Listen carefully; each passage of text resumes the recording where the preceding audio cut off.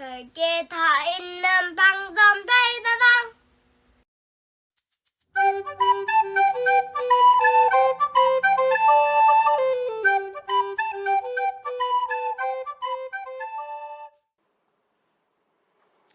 안녕하십니까. 이번 시간에는 가도멸객 천토 회명에 대해서 설명하겠습니다. 나라가 강하지 못하면 주변 나라에서 아주 무시하고 얕보는 그런 경우를 알려주는 교훈이 담긴 구절이라고 생각합니다. 가짜는 거짓가로 많이 알고 있습니다. 사람이 오른쪽만 해도 거짓가, 빌릴가의 뜻이 있습니다. 이거는 거짓가. 근데 빌릴가도 있습니다. 빌린다. 또 임시다라고 하는 임시가짜라고도 하고 있죠. 가설 건물이다 할 때는 임시가라고 합니다. 그래서 거짓가짜다. 이 약자는 사람인 변에 반대할 반자입니다. 그래서 사람에게 반하는 것이 거짓이다. 이렇게 연상을 해주시면 되겠습니다. 그래서 이거는 빌릴 가짜, 길을 빌린다. 이 길도자는 위에 나여자가 있습니다. 그래서 그 다음 책받침, 시험시험 갈 착자가 있습니다. 이것은 내가 나여자, 내가 가는 정해진 길이다라는 그런 뜻이 있습니다. 그래서 도중이다 할 때는 내가 가는 그 길 가운데 어느 지점이 바로 도중이 됩니다. 이 길도자는 머리 숫자를 얹어서는 길도자, 도도자와 같은 뜻인데 다르게 정확하게 쓸 수 있는, 사용할 수 있는 힘이 필요합니다. 자, 이것은 내가 가는 길, 이것은 누구나 갈 수 있는 길입니다. 누구나 갈 수 있는 길. 정해지지 않지만은 큰 하나의 도의 덩어리다 이렇게 연상하시면 되는데, 가도멸객이라고 한 것은 길을 빌린다. 내가 요 길을 갈 테니까 객나라를 멸하기 위해서 내가 요 길, 동선이 이렇게 되는데 이것을 빌리겠다라는 그 뜻이 바로 가도멸객입니다. 1592년 임진왜란이 발발하기 전에 일본은 외놈은 정명가도라고 했습니다.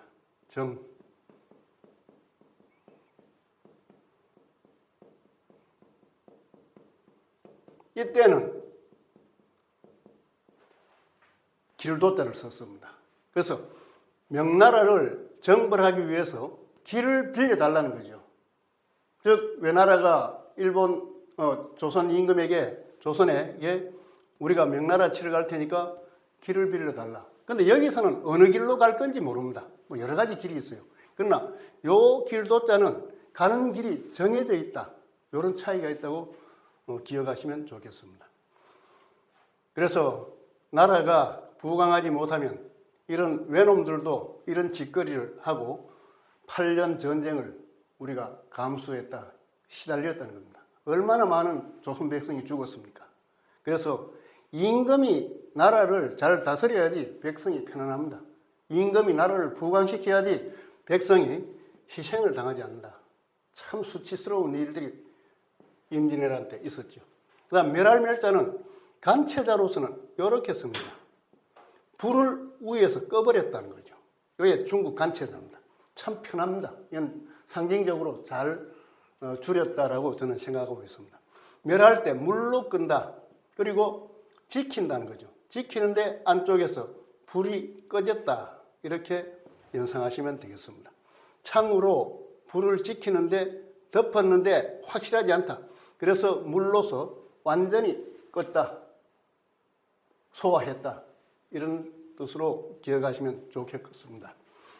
자, 그 다음에 객자는 나라 이름에만 딱 쓰이는 한 글자입니다. 나라 이름 객. 그래서 왼쪽에 있는 손톱조와 마디초는 둘 다 손의 뜻입니다. 그래서 이것을 취할 율이라고 합니다. 두 손으로 뭔가 잡았다, 취했다는 겁니다. 그리고 오른쪽에 범호자를 넣어가지고 나라 이름 객이다고 했습니다. 그래서 천자문을 공부했느냐 안 했느냐 하는 것을 확인하려면 이 글자를 보여주고 이 글자가 무슨 뜻이냐 이렇게 물으시면 알면 천자문을 공부했다고 볼 수 있고 모르면 천자문을 공부하지 않았다 이렇게 생각해도 큰 무리가 없다고 생각합니다. 그래서 이것은 나라 이름 객. 그래서 길을 내가 이 길로 가서 객나라를 멸할 테니까 빌려달라. 그 다음에 천토해맹. 천토에서 모여서 맹세를 했다는 겁니다. 이 당시만 해도 주나라의 임금이라는 것은 명목상 형식적인 임금에 그러니까 허수아비 임금이었다는 겁니다. 그래서 오패가 나타나서 여러 가지 장난도 치고 또 주나라 임금을 무시하고 이렇게 했습니다. 이럴 때 이때는 진나라 진문공이 천토라는 곳에서 제후들을 모아놓고 맹세를 했다. 제후들을 모아서 맹세하게 했다. 주왕실을 침범하지 않고 능멸하지 않고 굳건히 앞으로 계속 모시겠다라는 그런 것을 맹약을 받은 것이 바로 천토해맹입니다. 이 맹자는 밝을 명자를 쓰고 밑에 그런 명자가 있습니다. 그런 명자가 있는데 옛날 글자 가운데는 피혈자를 써놓은 것이 있습니다. 이것도 같은 뜻입니다. 그래서 맹세를 할 때는 밝은 날 맹세한다. 그리고 피를 마시며 짐승의 피를 마시면서 맹세를 한다 하는 뜻이 담겨 있는 것이 바로 맹세할 맹자입니다. 그래서 가도, 멸객, 천토, 회맹이라는 것은 진나라 헌공이라는 분이 있습니다. 맨 같은 진나라의 이야기입니다.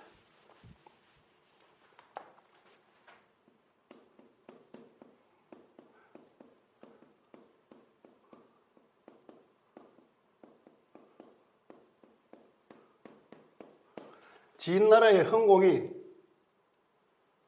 진문공의 아버지입니다. 진문공의 아버지인 진나라의 헌공이 객나라를 치겠다라고 하면서 우나라, 그 바로 중간에 있는 우나라 임금에게 뇌물을 많이 보냈어요. 온갖 뇌물을 다 보냈습니다. 그래서 우나라 임금이 거기에 현혹해서 길을 빌려주겠다라고 그렇게 생각을 하고 실천하려 했는데 궁직이라는 신하가 있었습니다. 이 궁직이라는 신하가 절대 길을 빌려주면 안 됩니다. 우리나라를 지나가지 못하게 막아야 됩니다라고 진짜 충성 어린 건의를 했습니다. 그러나 뇌물을 받은 우나라 임금은 길을 빌려줬습니다. 그래서 진헌공이 객나라를 치고 멸하고 돌아오는 길에 우나라까지 삼켜버렸다. 그런 고사가 담긴 사자라고 볼 수 있습니다. 그래서 우리 땅에 어떤 요구를 해도 그것을 빌려줘서는 안 된다고 봅니다. 외국인들이 많이 들어와 있습니다. 어떻게 보면 이 외국인들이 우리나라에 길을 빌리고 있는지도 모릅니다. 이 사람들 정말 잘 살펴야 되고 우리나라에서 나쁜 짓 못하게 감시하는 역할도 저는 진짜 필요한 때가 되겠다고 생각하고 있습니다.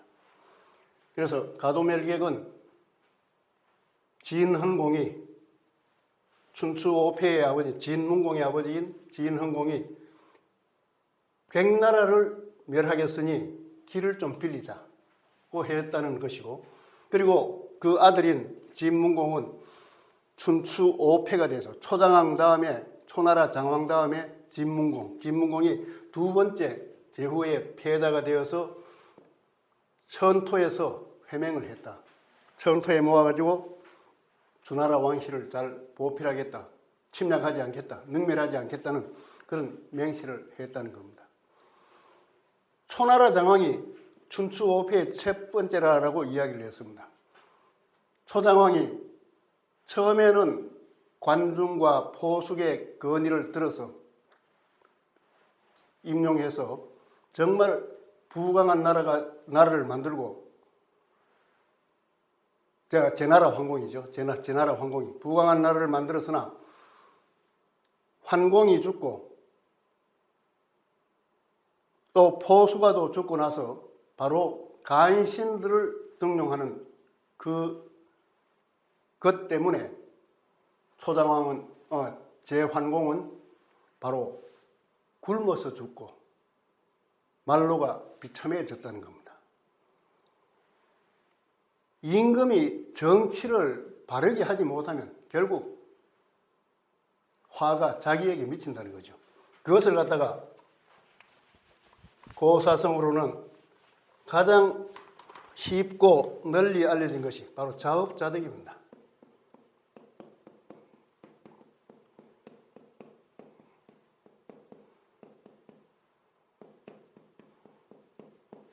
자기의 업을 자기가 일을 해서 자기가 그것을 얻는다.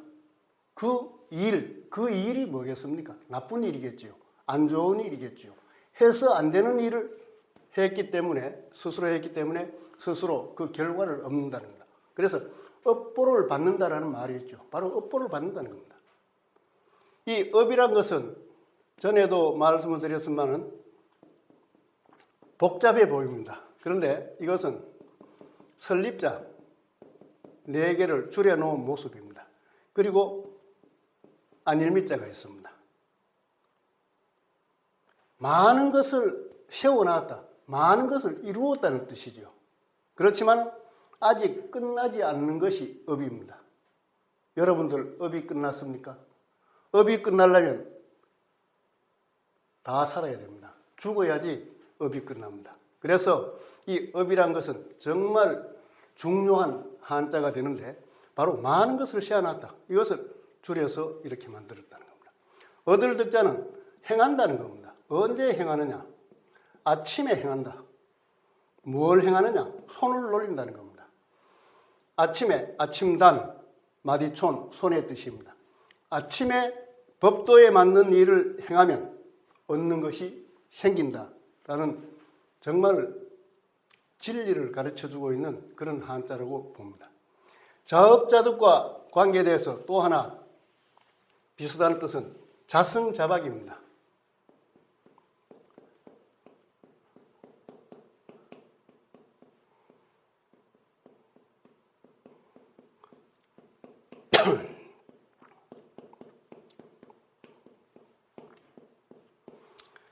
노승자, 녹근 승자입니다. 노승, 얼굴 박자, 실사변이 보이죠? 얼굴 박, 실로 묶는다는 그런 뜻입니다. 그래서 자기가 끈을 가지고 자기가 자기를 묶는다는 겁니다. 자업자득과 거의 같죠. 지금 자승자박해서 어려움을 겪고 있는 사람들이 엄청나게 많습니다.